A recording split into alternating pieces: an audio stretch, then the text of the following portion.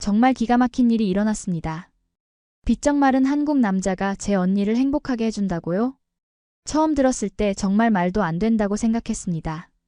그런데 바로 그 해변에서 한 아이가 물에 빠졌고 그가 보여준 행동은 우리 가족 모두를 경악하게 만들었어요. 도대체 어떤 일이 있었던 건지 오늘의 이야기를 시작하겠습니다. 여기서 잠깐 좋아요와 구독 버튼 눌러주는 센스. 저는 아직도 그날의 파도 소리를 기억합니다. 여름바다의 푸른 물결이 햇빛에 반짝이던 순간 모든 것이 변했죠. 8살이었던 제게 그날은 평생의 상처로 남았습니다. 엄마를 데려간 바다는 아름답고 잔인했어요. 비앙카, 더 깊이 들어가면 안 돼. 엄마의 목소리가 파도 소리에 묻혔어요. 저는 파도를 쫓아 조금씩 더 깊은 곳으로 발을 옮겼습니다. 갑자기 물살이 거세지며 제 발목을 휘감았죠. 순식간에 제 작은 몸은 바닷속으로 빨려 들어갔어요. 숨이 막히고 눈앞이 어두워졌습니다. 그 순간 따뜻한 손이 제 팔을 붙잡았죠. 엄마였어요. 엄마는 저를 안고 필사적으로 해안가로 밀어냈습니다. 제가 모래사장에 도착했을 때 뒤돌아본 바다에 엄마는 보이지 않았어요. 그날 이후 엄마는 돌아오지 않았죠. 아베이루의 작은 집은 엄마 없이 너무 조용해졌어요. 아버지 루이스는 원래도 말수가 적었지만 엄마가 떠난 후에는 아예 말을 잃어버린 사람 같았습니다. 할머니 마리아는 눈물을 감추고 저희를 돌보려 애썼죠. 가장 큰 변화는 제 엘리사 언니에게 찾아왔어요.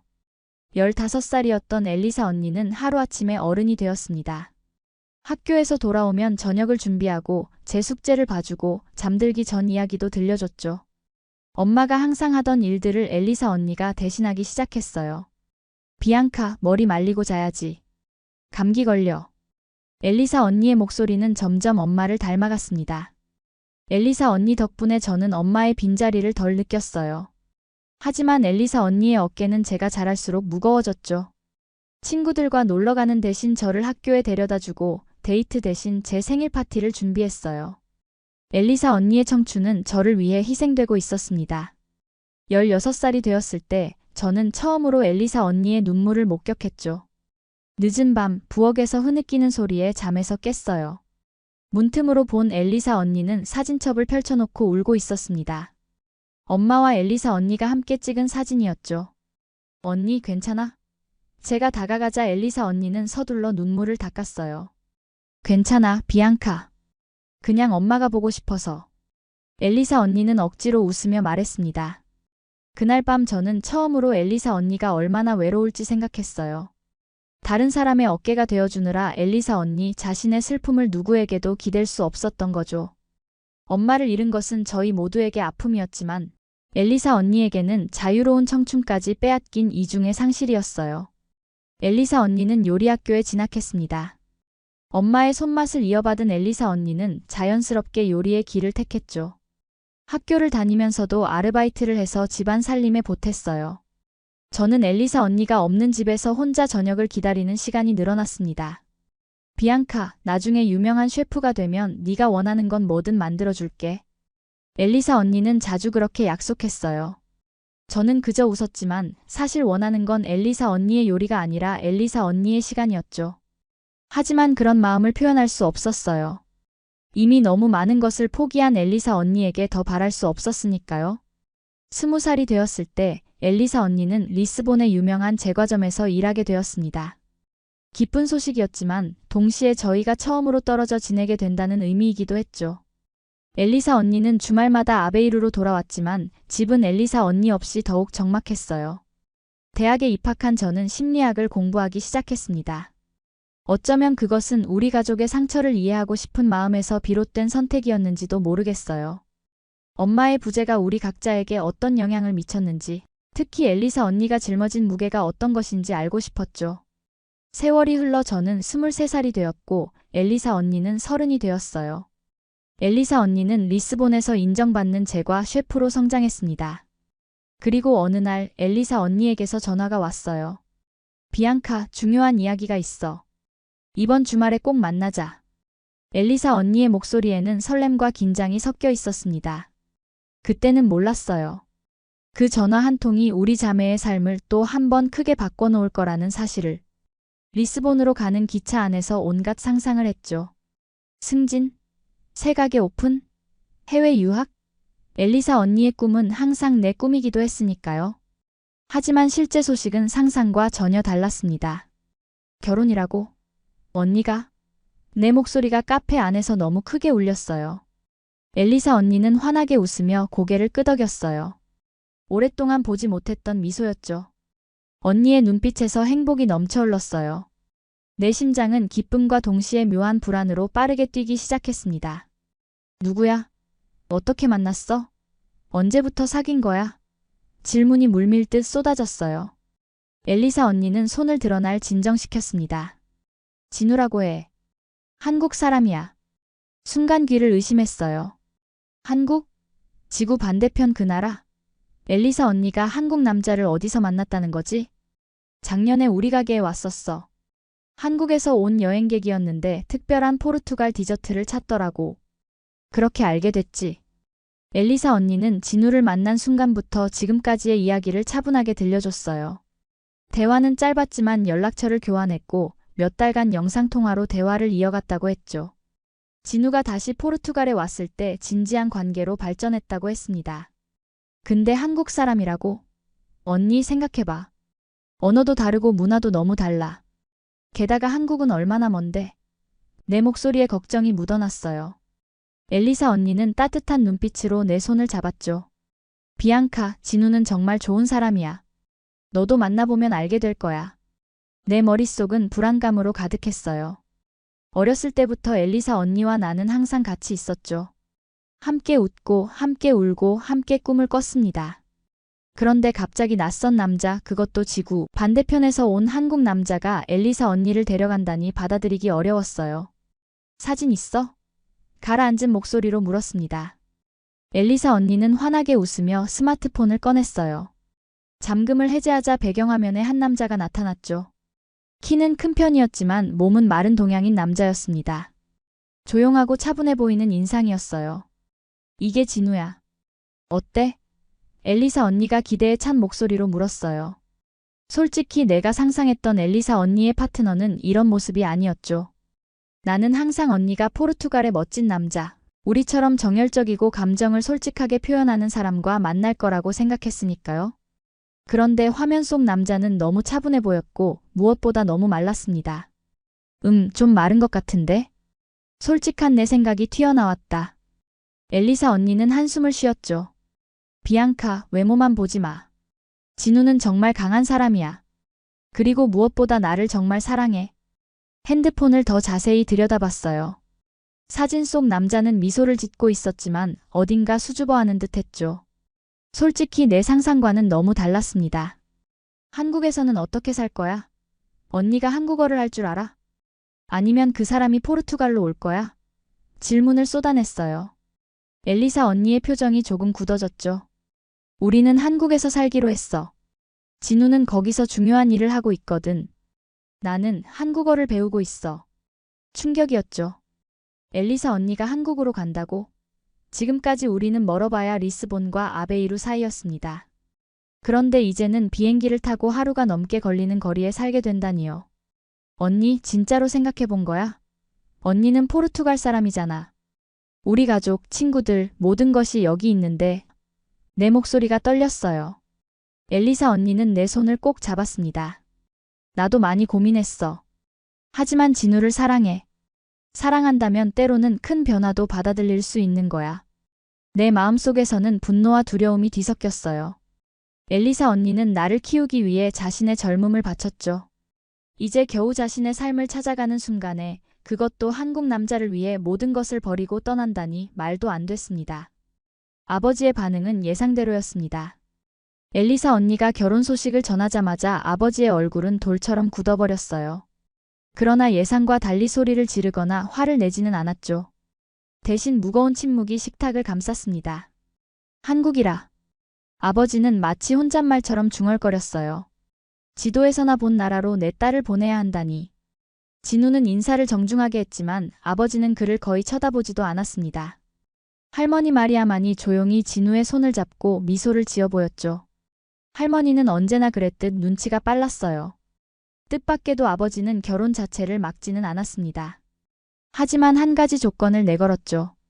결혼 전에 내 동생과 함께 한국에 가봐야 한다.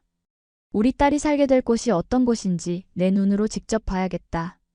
그렇게 해서 저희는 가족여행을 계획하게 되었어요. 아버지, 할머니, 저, 그리고 물론 엘리사 언니와 진우까지. 한국 방문이라니 상상도 못한 일이었죠. 인천공항에 도착했을 때 제 첫 느낌은 모든 것이 너무 깔끔하고 정돈되어 있다는 거였어요. 포르투갈의 자유롭고 다소 혼란스러운 분위기와는 달랐습니다. 사람들은 빠르게 움직였고 모든 것이 시스템적으로 돌아가는 것 같았죠. 여기가 내 아파트야. 진우가 문을 열며 말했어요. 서울의 아파트는 저희가 상상했던 것보다 훨씬 작았습니다. 포르투갈의 넓은 집에 익숙한 우리 가족에게는 충격적이었죠. 특히 아버지는 눈썹을 찌푸리며 주변을 둘러보았어요. 이렇게 작은 공간에서 어떻게 살아? 아버지가 진우에게 직접적으로 질문했습니다. 엘리사 언니가 통역을 했죠. 진우는 침착하게 대답했어요. 한국에서는 이 정도 크기가 보통입니다. 저희는 공간을 효율적으로 사용하는 법을 배웁니다. 효율적? 그렇게 표현할 수도 있겠지만 제게는 그저 답답하게만 느껴졌어요. 창문 밖으로 보이는 풍경도 빽빽한 고층 아파트들 뿐이었습니다. 이곳에서 엘리사 언니가 어떻게 살아갈 수 있을지 상상이 가지 않았죠. 화장실에 들어갔을 때는 더 큰 충격을 받았어요. 샤워 부스가 따로 없이 화장실 전체가 샤워 공간이었습니다. 화장실이 물바다가 되잖아. 제가 놀라서 소리쳤어요. 엘리사 언니는 웃으며 말했죠. 처음엔 나도 그랬어. 하지만 익숙해져. 실은 꽤 실용적이야. 저는 고개를 가로저었어요. 이런 작은 차이들이 모여 엘리사 언니의 일상을 완전히 다르게 만들 거라는 생각에 불안했습니다. 저녁 식사를 위해 근처 식당에 갔을 때 또 다른 문화 충격을 경험했죠. 테이블 위에는 여러 작은 그릇들이 놓여 있었고 모두가 음식을 나눠 먹는 방식이었어요. 왜 각자의 접시가 없는 거지? 저는 의아해하며 물었습니다. 진우가 차분하게 설명했죠. 한국에서는 음식을 함께 나눠 먹는 문화가 있어요. 공동체 의식을 중요시하죠. 할머니는 오히려 이런 방식을 좋아하시는 것 같았어요. 우리 포르투갈도 가족이 함께 먹는 문화가 있지. 다른 방식일 뿐이야. 음식은 생각보다 맛있었습니다. 특히 김치는 처음에는 강한 맛에 놀랐지만 먹다 보니 중독성이 있었어요. 하지만 젓가락 사용은 정말 힘들었죠. 저는 계속해서 음식을 떨어뜨렸고 결국 포크를 달라고 할 수밖에 없었습니다. 다음 날 진우는 저희를 서울 곳곳으로 안내했어요. 번화가의 화려한 빌딩들, 전통적인 궁궐, 한강을 따라 늘어선 공원들. 도시는 분명 아름다웠습니다. 하지만 동시에 너무 빠르고 너무 복잡하고 너무 다른 세계였어요. 지하철에서는 모든 사람들이 스마트폰을 보고 있었어요. 너무나 조용해서 오히려 불편할 정도였습니다. 포르투갈의 시끌벅적한 열차와는 완전히 달랐죠. 여기 사람들은 왜 이렇게 조용해? 제가 엘리사 언니에게 귓속말로 물었어요. 공공장소에서는 조용히 하는 게 예의라고 해. 다른 사람을 배려하는 문화야. 엘리사 언니가 대답했죠. 저는 고개를 끄덕였지만 마음속으로는 이런 문화가 답답하게 느껴졌어요. 감정을 자유롭게 표현하는 우리 포르투갈 사람들과는 너무 달랐으니까요. 호텔로 돌아오는 길에 아버지가 드디어 입을 열었습니다. 모든 것이 너무 다르구나. 언어, 음식, 사람들의 행동 방식까지. 엘리사, 넌 정말 여기서 살 수 있겠니? 엘리사 언니는 잠시 생각하더니 고개를 끄덕였어요. 네, 아버지. 처음에는 저도 놀랐어요. 하지만 이제는 이곳의 질서와 효율성이 좋게 느껴져요. 그리고 무엇보다 진우가 있으니까요. 한국 여행 마지막 날 진우의 가족과 상견례를 하게 됐어요. 우리는 강남의 고급 한식당에 모였고 진우의 부모님과 여동생이 이미 자리에 앉아 있었습니다. 낯선 환경에서의 긴장감에 심장이 빠르게 뛰었죠. 진우의 어머니는 생각보다 따뜻하게 우리를 맞아주셨어요. 비록 언어는 통하지 않았지만 그녀의 미소가 말보다 더 많은 것을 전달했습니다. 아버지는 여전히 굳은 표정이었지만 최소한의 예의는 지키셨죠. 반갑습니다. 진우의 아버지가 영어로 말했어요.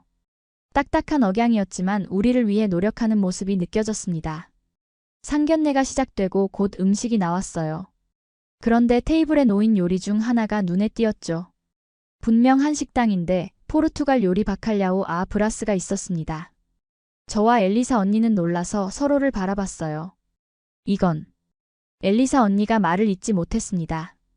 진우가 수줍게 웃으며 말했죠. 제가 요리사분께 레시피를 알려드리고 부탁했어요. 맛이 어떤지 모르겠네요. 저는 한 입 먹어봤어요. 완벽하진 않았지만 고향의 맛이 느껴졌습니다. 더 놀라운 건 진우의 다음 행동이었죠. 그가 갑자기 포르투갈어로 말하기 시작했어요. 저는 당신의 딸을 진심으로 사랑합니다. 당신의 가족이 되고 싶습니다. 발음은 어색했지만 그가 우리 언어를 배우려고 노력했다는 사실만으로도 가슴이 뭉클했어요. 아버지의 표정이 순간 변했습니다. 놀람과 감동이 섞인 복잡한 표정이었죠. 그날 저녁 내내 진우는 조용했지만 모든 행동에서 배려가 느껴졌습니다. 엘리사 언니에게 음식을 먼저 권하고 아버지의 술잔을 채워주고 할머니를 위해 부드러운 음식을 따로 요청했죠. 말은 적었지만 그의 행동이 모든 것을 말해주었어요. 식사가 끝나갈 무렵 진우가 조심스럽게 작은 상자를 꺼냈습니다. 그 안에는 작은 은 팔찌가 있었죠. 저희 어머니가 엘리사에게 주고 싶다고 하셨어요. 진우가 말했습니다. 진우의 어머니는 미소를 지으며 고개를 끄덕였어요. 엘리사 언니가 팔찌를 받아들자 진우의 어머니가 다가와 직접 손목에 채워주었습니다. 그리고 갑자기 엘리사 언니를 안아주셨죠. 언어가 통하지 않아도 그 포옹에는 많은 의미가 담겨 있었어요. 호텔로 돌아오는 차 안에서 아버지는 오랫동안 침묵했습니다. 그러다 갑자기 입을 열었죠. 그 청년 말은 없지만 진심이 보이는구나. 저는 아버지의 말에 놀랐어요. 아버지가 진우를 인정하는 첫 말이었거든요. 엘리사 언니의 눈에서는 기쁨의 눈물이 반짝였습니다. 그날 밤 저는 침대에 누워 생각에 잠겼어요. 진우에 대한 제 첫인상은 틀렸을지도 모른다는 생각이 들었습니다. 외모만으로 그를 판단했던 제 모습이 부끄러워졌죠. 말이 적고 말은 체구였지만 그의 행동에는 강한 의지와 따뜻한 마음이 느껴졌어요. 다음 날 아침 공항으로 가기 전에 진우가 저를 따로 불렀습니다. 비앙카, 잠깐 이야기 좀 할 수 있을까? 진우가 조심스럽게 물었어요. 저희는 호텔 로비의 한적한 구석에 앉았습니다. 진우는 주머니에서 작은 종이를 꺼냈죠. 거기엔 포르투갈어로 메모가 적혀 있었어요. 나는 엘리사를 정말 사랑해. 그녀의 행복이 내 삶의 목표야. 네가 걱정하는 것 알아. 하지만 약속할게. 언제나 엘리사를 지킬 거야. 진우의 진지한 눈빛에서 거짓이 없음을 느꼈습니다. 그는 말은 적었지만 그 한마디 한마디에 진심이 담겨 있었죠. 고마워, 비앙카. 네가 엘리사의 동생이라서. 진우가 마지막으로 말했어요. 그 순간 제 마음의 얼음이 조금씩 녹기 시작했습니다. 여전히 한국에서의 삶이 엘리사 언니에게 어떨지 걱정되었지만 적어도 진우의 마음만큼은 믿을 수 있겠다는 생각이 들었죠. 공항에서 작별 인사를 할 때 진우는 우리 모두에게 깊이 고개를 숙였어요. 한국식 인사라고 했죠. 그리고 엘리사 언니에게는 오래도록 포옹을 했습니다. 그들의 눈빛에서 진심 어린 사랑이 느껴졌어요. 비행기 안에서 아버지가 문득 말했습니다. 어쩌면 그 청년, 우리 엘리사를 행복하게 해줄지도 모르겠구나. 그 말에 엘리사 언니의 얼굴에 환한 미소가 번졌어요. 저도 슬며시 미소를 지었습니다. 여전히 불안함은 있었지만 적어도 진우라는 사람이 어떤 사람인지 조금은 알게 된 것 같았죠. 말보다 행동으로 보여주는 사람, 그래서 더 믿음직한 사람. 한국에서 돌아온 후 3달이 지났습니다. 엘리사 언니는 결혼 준비로 바빴고 저는 다시 대학 생활에 적응하느라 정신이 없었죠. 둘 다 바쁜 일상 속에서도 주말마다 전화를 했습니다. 하지만 예전과는 달랐어요. 엘리사 언니의 목소리에서 새로운 설렘이 느껴졌고 대화의 주제도 대부분 진우와 한국에 관한 것이었습니다. 어느 토요일 아침 엘리사 언니에게서 전화가 왔어요. 진우가 포르투갈에 다시 왔다는 소식이었죠. 이번에는 양가 부모님을 모시고 정식으로 약혼식을 하기 위해서였습니다. 비앙카, 내일 저녁에 진우네 가족이 우리 집에 와. 진우 어머니가 우리한테 줄 특별한 선물이 있대. 엘리사 언니가 들뜬 목소리로 말했어요. 저는 속으로 한숨을 쉬었습니다. 또 한 번의 불편한 만남이 될 것 같았죠. 하지만 엘리사 언니를 위해 미소 지으며 대답했어요. 알았어, 언니. 꼭 갈게. 다음 날 저녁 우리 가족의 오래된 석조주택에 진우의 가족이 도착했습니다. 진우의 어머니는 한복을 입고 오셨어요.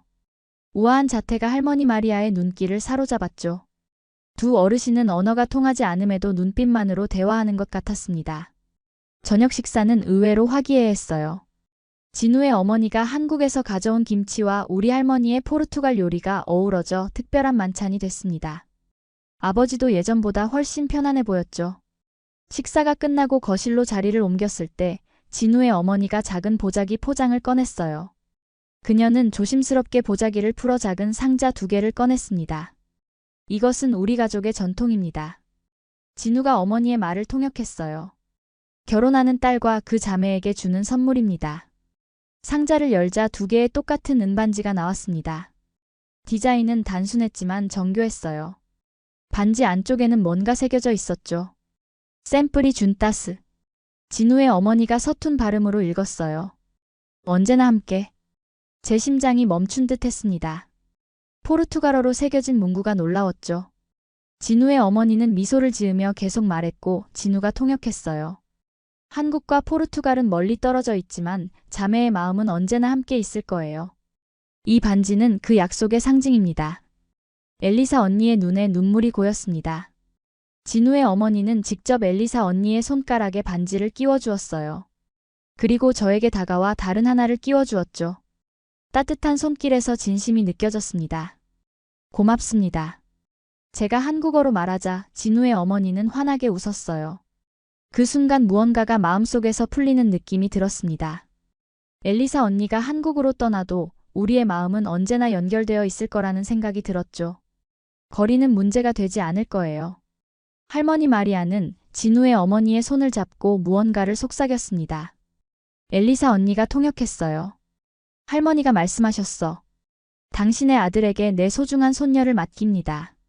그리고 당신의 가족이 되어 기쁩니다. 라고. 진우의 어머니의 눈에도 눈물이 고였습니다. 두 어머니의 마음이 만나는 순간이었죠. 그날 밤 모두가 떠난 후 엘리사 언니와 저는 어린 시절처럼 침대에 나란히 누워 이야기를 나눴어요. 언니, 정말 한국에서 살게 되는 거야? 내가 물었습니다. 엘리사 언니는 반지를 바라보며 미소 지었어요.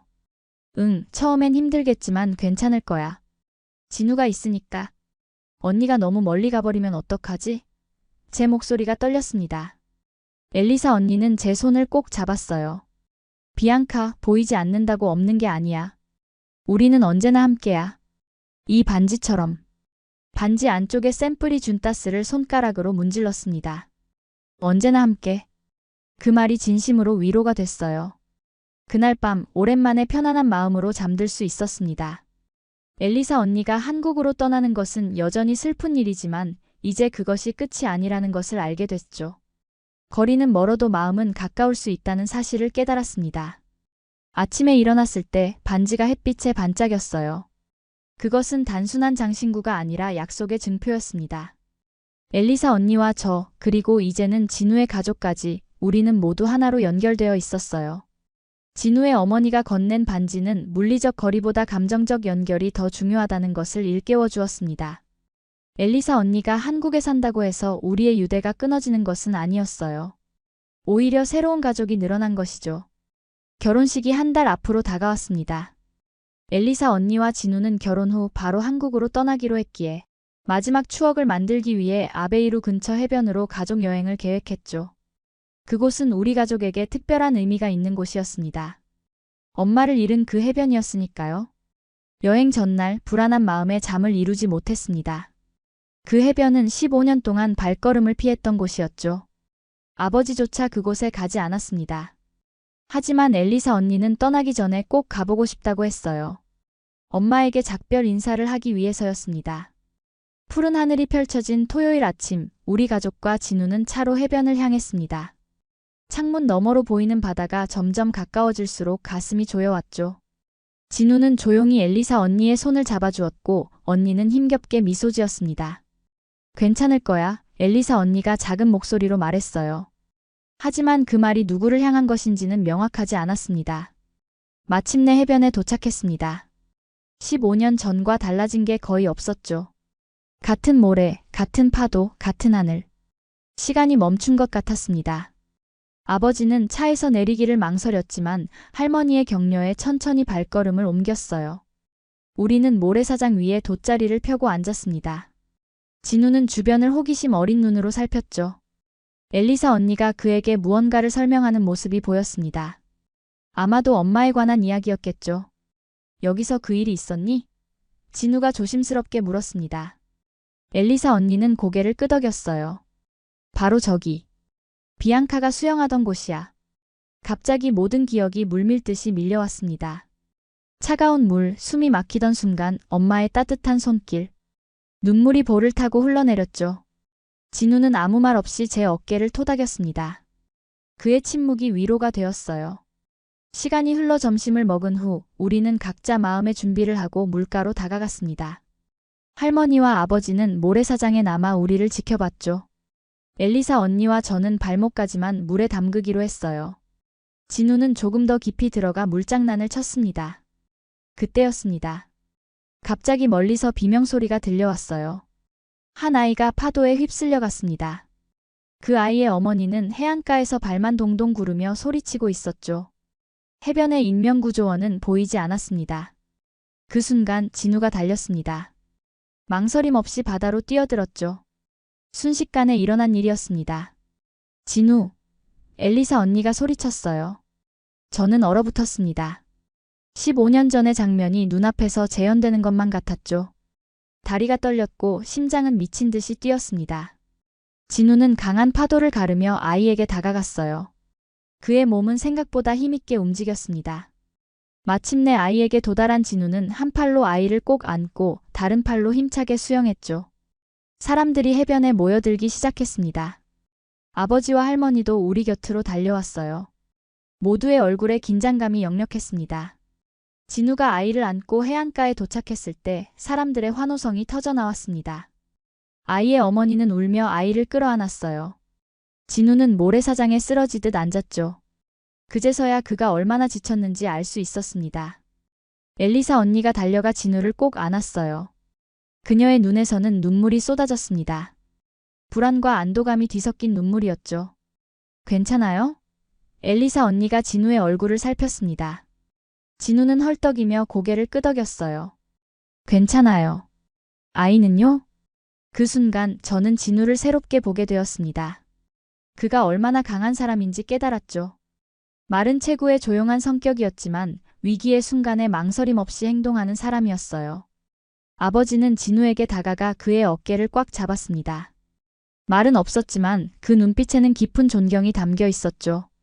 할머니는 눈물을 닦으며 미소 지었습니다. 그날 저녁 집으로 돌아오는 차 안에서 모두 침묵했습니다. 하지만 그 침묵은 무거운 것이 아니었죠. 오히려 평화로웠습니다. 해변에서의 경험이 우리 모두에게 새로운 시작을 알리는 것 같았어요. 진우는 뒷좌석에서 잠이 들었습니다. 그의 얼굴은 평온했죠. 엘리사 언니는 그의 머리카락을 부드럽게 쓰다듬었어요. 창밖을 바라보며 생각했습니다. 어쩌면 그 해변은 이제 슬픔의 장소가 아닌 새로운 용기와 희망의 장소가 될지도 모른다고요. 진우가 아이를 구한 그 바다는 15년 전 엄마를 앗아간 같은 바다였습니다. 하지만 이제는 다른 의미를 갖게 되었죠. 집으로 돌아온 후 모두 거실에 모였습니다. 진우의 놀라운 행동이 우리 가족의 화제를 독차지했죠. 아버지는 평소와 달리 진우에게 직접 말을 건넸습니다. 어떻게 그렇게 위험한 상황에서 망설임 없이 행동할 수 있었지? 아버지가 물었고 엘리사 언니가 통역했습니다. 진우는 잠시 침묵했습니다. 그의 눈빛이 흔들렸죠. 무언가 말하려다 멈추는 듯한 표정이었어요. 엘리사 언니는 진우의 손을 잡고 미소 지었습니다. 괜찮아, 이야기해도 돼, 엘리사 언니가 말했습니다. 진우는 깊게 숨을 들이마시고 말했습니다. 사실 저는 예전에 해병대 수색대에서 근무했습니다. 엘리사 언니가 통역하자마자 거실은 놀라움으로 가득 찼습니다. 해병대 수색대라니 예상치 못한 대답이었죠. 특수부대? 저도 모르게 내뱉었습니다. 진우는 고개를 끄덕였습니다. 네, 3년 동안 해병대 수색대원으로 복무했습니다. 수영과 구조 훈련을 많이 받았죠. 엘리사 언니의 얼굴에도 놀라움이 역력했습니다. 아마 그녀도 진우의 과거에 대해 자세히 몰랐던 모양이에요. 그럼 지금은? 아버지가 물었습니다. 지금은 소방특수구조대에서 일하고 있습니다. 주로 재난 현장에서 인명구조 업무를 담당하고 있어요. 진우의 말을 들으며 머릿속에 퍼즐이 맞춰지는 느낌이었습니다. 그의 조용함 뒤에 숨겨진 강인함, 위기 상황에서의 침착함, 그리고 엄청난 신체적 능력까지. 모든 것이 이해가 됐죠. 왜 그동안 말하지 않았어? 엘리사 언니가 직접 물었습니다. 진우는 겸손하게 미소 지었습니다. 특별한 일이 아니라고 생각했어요. 그저 제가 하는 일일 뿐이니까요. 그 답변에 할머니가 따뜻하게 웃음 지었습니다. 진정한 강함은 그것을 자랑하지 않는 데 있는 법이지. 할머니의 말씀에 깊이 공감했습니다. 처음 진우를 봤을 때 마른 체구만 보고 판단했던 제 얕은 생각이 부끄러워졌죠. 아버지는 갑자기 일어나 주방으로 향했습니다. 잠시 후 포르투갈 포트 와인과 잔을 들고 돌아왔죠. 특별한 날에만 꺼내는 오래된 와인이었습니다. 오늘은 축하할 일이 있어, 아버지가 말했습니다. 우리 가족의 용감한 사람이 새로 생겼으니 말이야. 그 말에 진우의 눈이 조금 젖어 보였습니다. 엘리사 언니는 기쁨의 눈물을 참지 못했죠. 우리는 모두 잔을 들어 건배했습니다. 와인을 한 모금 마신 후 저는 용기를 내어 진우에게 물었습니다. 어떻게 해병대에 들어가게 된 거예요? 진우는 처음으로 긴 이야기를 시작했습니다. 어렸을 때부터 수영을 좋아했다는 것, 고등학교 시절 해양 탐험에 관심이 많았다는 것, 그리고 군 복무를 앞두고 가장 도전적인 곳을 선택했다는 것까지. 그의 목소리에는 처음 보는 열정이 담겨 있었죠. 가장 힘들었던 훈련은? 아버지가 물었습니다. 지옥주간이라고 불리는 기초훈련 마지막 주였습니다. 거의 잠도 못 자고 계속해서 체력 단련과 임무를 수행해야 했죠. 많은 사람들이 포기했지만 저는 끝까지 해내겠다는 의지로 버텼습니다. 진우의 이야기를 들으며 그가 얼마나 강인한 사람인지 새삼 깨달았습니다. 그의 조용한 겸손함 뒤에는 놀라운 인내와 용기가 숨겨져 있었던 거죠. 그런데 왜 해병대를 나와서 구조대원이 된 거예요? 궁금증을 참지 못하고 물었습니다. 진우의 표정이 조금 어두워졌습니다. 군 생활 중에 태풍으로 마을이 침수된 적이 있었어요. 우리 부대가 구조작업에 투입됐죠. 그때 한 가족을 구했는데 그들의 눈빛을 잊을 수 없었습니다. 그 순간 깨달았어요. 제가 진정으로 하고 싶은 일은 사람들을 보호하고 구하는 것이라는 걸요. 그의 말에 깊은 감동을 받았습니다. 진우는 단순히 강한 사람이 아니었습니다. 그는 자신의 힘을 다른 사람을 위해 쓰는 사람이었죠. 대화가 깊어질수록 진우에 대한 존경심이 커졌습니다. 엘리사 언니의 눈빛도 자랑스러움으로 빛났죠. 그녀는 정말 좋은 사람을 만난 거였습니다. 밤이 깊어갈수록 진우의 이야기는 계속되었습니다. 위험한 구조 현장에서의 경험, 동료들과의 우정, 삶과 죽음의 경계에서 느꼈던 깨달음까지. 처음으로 진우가 이렇게 많은 이야기를 하는 모습을 봤습니다. 이야기를 마친 후 진우는 엘리사 언니를 바라보며 말했습니다. 당신을 만난 건 제 인생 최고의 행운이에요. 앞으로 당신을 지키며 살게 해주세요. 그 말에 아버지는 조용히 고개를 끄덕였습니다. 할머니는 기쁨의 눈물을 닦았고 저는 마음속 깊은 곳에서 안도감을 느꼈죠. 이제 알았습니다. 엘리사 언니는 정말 좋은 사람을 만났다는 것을요. 처음에 걱정과 편견이 얼마나 잘못된 것이었는지 깨달았습니다. 진우는 외모로 판단할 수 없는 깊은 강인함과 따뜻함을 가진 사람이었죠. 결혼식 날이 밝았습니다. 아베이루의 작은 성당은 아침 햇살로 가득 찼죠. 엘리사 언니의 드레스는 엄마가 입었던 것을 현대적으로 수정한 것이었습니다. 언니가 준비실에서 나왔을 때 아버지의 눈에 눈물이 고였어요. 엄마가 볼 수 있다면 얼마나 자랑스러워했을까, 아버지가 작은 목소리로 말했습니다. 엘리사 언니는 아버지의 손을 꼭 잡았죠. 엄마는 항상 우리와 함께 있어요. 결혼식은 간소하지만 아름다웠습니다. 양국의 전통을 조화롭게 섞은 예식이었죠. 진우는 한복 위에 포르투갈 전통 조끼를 걸쳤고 엘리사 언니는 웨딩드레스에 한국 전통 비녀를 꽂았습니다. 서로 다른 문화가 만나 새로운 아름다움을 만든 모습이었어요. 서약을 교환할 때 진우는 놀랍게도 포르투갈어로 말했습니다. 발음은 어색했지만 그 진심이 전해져 모두의 마음을 울렸죠. 당신을 사랑합니다. 영원히 함께하겠습니다. 당신의 행복이 제 삶의 목표입니다. 엘리사 언니도 한국어로 대답했습니다. 서로의 언어를 존중하는 모습에서 두 사람의 사랑과 노력이 느껴졌어요. 식이 끝나고 작은 연회장에서 피로연이 열렸습니다. 한국에서 온 손님들과 우리 포르투갈 친척들이 언어는 통하지 않아도 웃음과 음악으로 소통했죠. 진우의 어머니는 한국 전통 춤을 선보였고 우리 할머니는 포르투갈 민요를 불렀습니다. 서로 다른 문화가 어우러지는 아름다운 순간이었어요. 피로연 중간에 진우가 마이크를 잡았습니다. 그는 조용히 목을 가다듬더니 말했죠. 오늘 이렇게 엘리사와 결혼하게 되어 정말 행복합니다. 하지만 저는 엘리사뿐만 아니라 이 자리에 계신 모든 분들과 가족이 되었습니다. 특히 루이스 아버님, 마리아 할머님, 그리고 비앙카에게 약속드립니다. 엘리사를 평생 소중히 여기고 행복하게 해드리겠습니다. 엘리사 언니가 통역해주자 아버지는 깊게 고개를 끄덕였습니다. 할머니는 눈물을 닦으며 미소 지었죠. 피로연이 끝나갈 무렵 진우의 아버지가 자리에서 일어났습니다.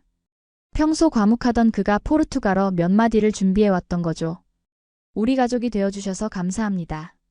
앞으로도 서로 존중하고 사랑합시다. 그 말에 아버지도 일어나 한국어로 배운 인사를 했습니다. 감사합니다. 우리 이제 한 가족입니다. 두 아버지가 포옹하는 모습에 모두가 박수를 쳤습니다. 문화와 언어의 장벽을 넘어 하나가 되는 순간이었죠. 잠시 후 두 사람은 공항으로 떠날 준비를 했습니다. 바로 다음 날 한국으로 출발하기 때문이었죠. 엘리사 언니는 웨딩드레스를 간단한 원피스로 갈아입고 작별 인사를 나누기 시작했습니다. 할머니는 엘리사 언니를 꼭 안아주셨습니다. 행복하렴. 그리고 자주 연락하고. 아버지는 말없이 엘리사 언니를 껴안았습니다. 그의 어깨가 살짝 떨리는 것이 보였죠. 오랜 시간 안고 있던 아버지는 마침내 진우에게 다가갔습니다. 내 딸을 부탁한다. 아버지가 진우의 어깨를 꽉 잡으며 말했어요. 진우는 깊이 고개를 숙이며 대답했습니다. 제 목숨보다 소중하게 지키겠습니다. 마지막으로 엘리사 언니가 저에게 다가왔습니다. 갑자기 모든 말이 목에 걸려 나오지 않았어요. 15년 동안 엄마 역할을 해준 사람, 제 전부였던 사람이 이제 떠나려고 합니다. 비앙카, 엘리사 언니가 내 두 손을 잡았습니다. 난 항상 네 곁에 있을 거야. 물리적 거리는 중요하지 않아. 우리는 언제나 함께야, 기억해? 손가락의 반지를 바라봤습니다. 샘플이 준따스, 언제나 함께. 엘리사 언니와 제 마음은 영원히 연결되어 있을 거예요. 알아, 언니, 제 목소리가 떨렸습니다. 하지만 너무 보고 싶을 거야. 곧 너도 놀러와. 네 방도 준비해 놓을게. 엘리사 언니가 미소 지었습니다. 마지막 포옹을 하고 있을 때 문득 제 마음에 평화가 찾아왔습니다. 이제 엘리사 언니는 진우와 함께 새로운 여정을 시작하는 거예요. 그리고 진우는 언니를 지켜줄 사람이란 걸 알게 됐죠. 엘리사 언니가 차에 오르기 전 저는 용기를 내어 진우에게 다가갔습니다. 그동안 쌓아온 모든 편견과 걱정을 내려놓고 진심으로 말했어요. 진우 오빠, 언니를 부탁해요. 진우의 눈이 커졌습니다. 제가 처음으로 그를 오빠라고 불렀기 때문이죠. 그는 감동한 얼굴로 고개를 끄덕였습니다. 약속할게, 비앙카. 평생 엘리사를 행복하게 할게. 차가 떠나고 그들의 모습이 사라질 때까지 손을 흔들었습니다. 슬픔과 기쁨이 뒤섞인 이상한 감정이었죠. 아버지와 할머니가 제 양쪽에 서서 함께 손을 흔들었습니다. 이제 우리 가족이 더 커졌구나, 할머니가 말씀하셨어요. 맞습니다. 엘리사 언니를 잃은 것이 아니라 새로운 가족을 얻은 거예요. 진우, 그리고 그의 가족들까지. 처음에는 낯설고 거부감이 들었던 모든 것들이 이제는 우리 삶의 일부가 되었습니다. 집으로 돌아오는 길에 하늘을 올려다봤습니다. 햇살이 구름 사이로 쏟아져 내렸죠. 마치 엄마가 이 모든 것을 지켜보며 미소 짓고 있는 것 같았습니다. 엘리사 언니는 이제 진우와 함께 새로운 삶을 시작하고 저도 제 길을 걸어갈 시간이 됐어요. 샘플이 준따스, 작은 목소리로 중얼거렸습니다. 언제나 함께, 거리가 멀어도 마음은 항상 연결되어 있으니까요. 오늘의 사연은 어떠셨나요? 이번 영상을 어떻게 생각하시는지 댓글로 의견을 남겨주시고 좋아요를 눌러주세요. 다음에도 더 흥미진진한 사연으로 찾아뵙겠습니다. 여러분의 사연 제작소 감동 나누기였습니다. 감사합니다.